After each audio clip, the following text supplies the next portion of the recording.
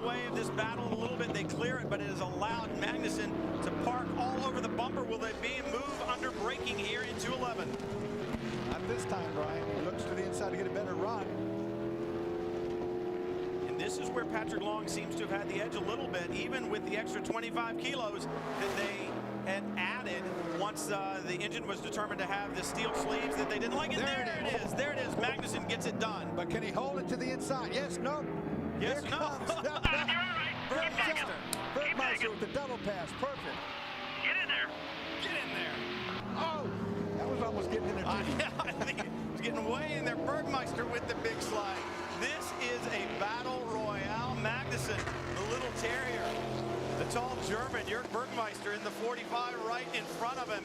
And now Bergmeister having to drive a bit defensively, Dorsey. Two drivers at the top of their game giving 100%. And as soon as Magnussen got in there, he knew he was not going to be able to hold down the apex. It was a good double pass. Jörg Bergmeister to the inside. They rubbed a little bit. That rubbing's not over yet, folks. Gilles de Ferran with about a 1 second lead over Fernandez, so we're not missing anything up there right now. This battle just too good to leave. Magnussen all over the rear bumper, and Bergmeister really beginning to drive defensively down through the corkscrew. Turns 9 and 10. Are the tires gone on that Flying Lizard Porsche? The mechanical grip of the Corvette, its strong suit. Well, it looked like the Corvette had a bunch of understeer on it. I don't know if that's because he rushed the corner so hard, had that speed on there a little bit more than he needed to. Let's look at it through here. Right there, pretty neutral, both of them. Get traffic up there. Get them when you can. Danny Binks, get them when you can. They've got that traffic in front. I like Danny as a corner man. He's pumping his driver up. He's getting them all up on his adrenaline right now. Which is, you know, they got less than 5 minutes. Look at this move around the outside. And it's going to work. I think it's going to work. He can't hold it. Bergmeister takes the position back over, but Magnussen, throwing caution to the wind, will do anything to take this victory, and that was spectacular. That's what I'm talking about. Danny Binks pumping you up, man, and get your adrenaline up going. You're Superman. I can do this. Wow. Bergmeister. About 4 minutes left to go in this event, and can he hold on right now? Jan Magnussen in that Corvette. Very, very strong. That move, he almost pulled it off, Dorsey. That, I mean, in the running, oh, wow, right on the outside edge there. That was a close.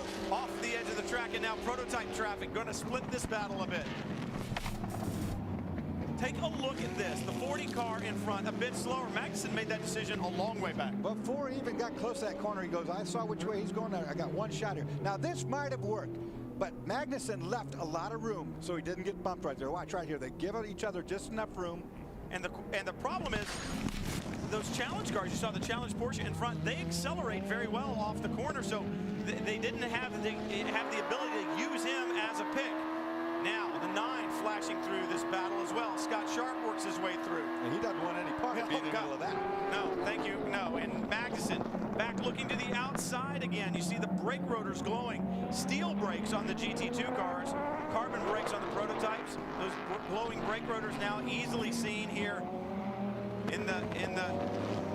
as the daylight fades away. Well, he's got the high beams on to try to blind as much as he can Jörg Bergmeister in front of him. Jörg's not looking in the rearview mirror anyway. He doesn't care about that. I think he's probably turned the mirrors down. I think they've got 2 laps. All they got. Traffic up ahead.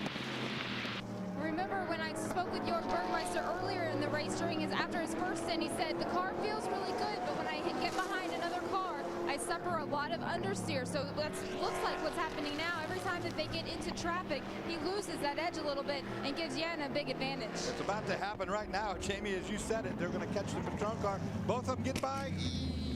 Sort of. Bill Sweetler. A little bump there. Sweetler's going, guys, I'm trying to give you as much room as I possibly can. And man, this battle is intense. And the thing that's amazing to me, at least for right now, all the paint's still on the cars. That's what I'm saying. They're playing well with each other. They're doing a really good job of giving each other just enough room not to take one another out. And that takes a lot because they're 10-10. There's Danny Binks. 2 more laps. 2 more laps. I was right. 2 more to go, guys, and they're not going to give up yet. Watch for the outside pass. He's going to go for it here, I think. Oh, look at that in the pit lane. What will the officials have to say about that? Magnussen uses pit out as the way to get by. Now get your mark. Get your mark. Danny Binks says nothing wrong with that. No, he's saying it is smart. What he's talking about right there is you got that made. Now get on your track. Get your turn-ins part, get your braking part. Take a look at this again. I knew he was going to go for it that lap, but I thought he'd go the other way. Here he is, now, up into pit in. Now, that's pit out. Now the question is, it's paved, but is it illegal? What are the officials going to say about it? I like it no matter what. Danny Binks loved it. Johnny O'Connell loved it. You see Danny Binks in the helmet there on your right. Look at Johnny. These guys, they don't quit, man. They got. That is a team. Binks on the radio. Hit your marks. Hit your marks. And now look, now Magnussen's in front, and I think he's going to pull away. I think he had the better car. Oh, the officials now. The transmission has come in. Let the 45 Look go. at this, though. You shortcutted the course. But they got 54 seconds left in the race. 50 seconds left. Less 45 than a minute. go. Let the 45 go. He's got to do it now. He's got to do it. If he's got any chance of getting back by, he's got to make it happen right He's now. got to let him go and then try to get him right back. You're right on board right now with Fernandez. That is the 66 of DeFerrin in front. 0.4 of a second at the line the last time. Fernandez is running out of time. Can he get it done? The 45, the 3 has let him by, and now one more lap. Both these drivers don't really clearly understand what happened right there. They're being told, let him by, go no. get him, go get him. You don't think they clearly understand? Watch Magnussen this. knows exactly what he did, and he also knows he's got less than 2 miles to do it again. Bergmeister has a reprieve, but it's just about 2 miles worth of it. The leaders have taken the white flag. This is it, the last lap. On board with the, that's, not sure where that is on the racetrack now, as dark as it is, but they are battling. Can he make it? That whole thing right now rests on, can DeFerrin go without running out of fuel? Can he make this last time round? Underneath the bridge, was that out from underneath the corkscrew?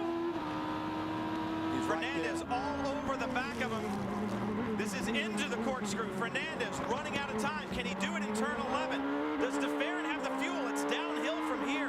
Can he save a little bit, Dorsey? Remember the brake zone at the hairpin that we made. That's the move where it there. happened. He's going to try it here again, I guarantee you. It's the only place it can happen, but DeFerrin pulls about a car length through the apex.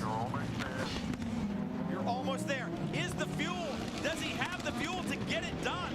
Right in front of him is the battle for the 45 and the 3. They're going to have another lap. The checkered flag falls. DeFerrin in his final race takes the victory, but the battle in GT2 rages on. And here comes Magnussen with the Corvette running around the outside. Will he stick there? They're going to hit. Oh, they bump. And now the 3, Magnussen loses that battle, drops wheels to the outside. That's not right, guys. It's not over with yet, Ron. He's got a couple more places he might be able to do something. Remember when Jörg Bergmeister was bumped off in the last lap at Sebring a couple of years ago, not having anything to do with it. He learned his lesson there. Was not going to happen. But Magnussen, he's not done.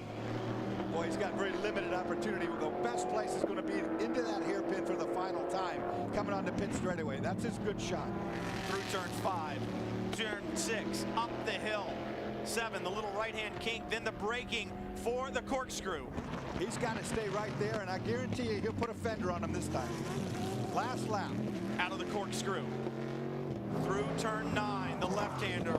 A right-hander, turn 10, the very fast turn 10. Then the heavy braking for 11. If Magnussen is going to get the job done, it has to be right now. Too far back. Unless a dive bomb. Not going to happen. He's going to try the exit. No, he bumps him, hits him at the exit, loosens him up. Bergmeister drives him to the wall, down the front straightaway, rubbing into the wall, and he crashes him big.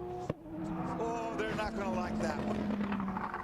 No one is going to like that when the checkered flag falls. It's great to see the competition, but enough is enough. And now tempers are going to flare on pit road. Bergmeister survives that battle. Magnussen took the big hit. Boy, oh boy, that was a big hit. Gilles DeFerrin has taken the checkered flag in his final event.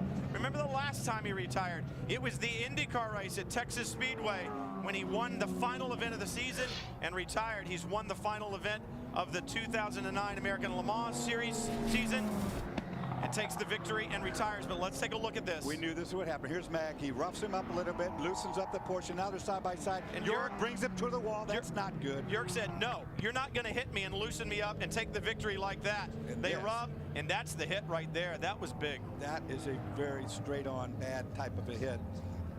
Look at this, right at you. They're up against the wall there. They're rubbing over there, and you can't play that game. Whew. You saw Jan with the bump there at the apex to loosen Jörg up, and he said, I'm not having anything to do with it. We told you there would be fireworks up until the checkered flag.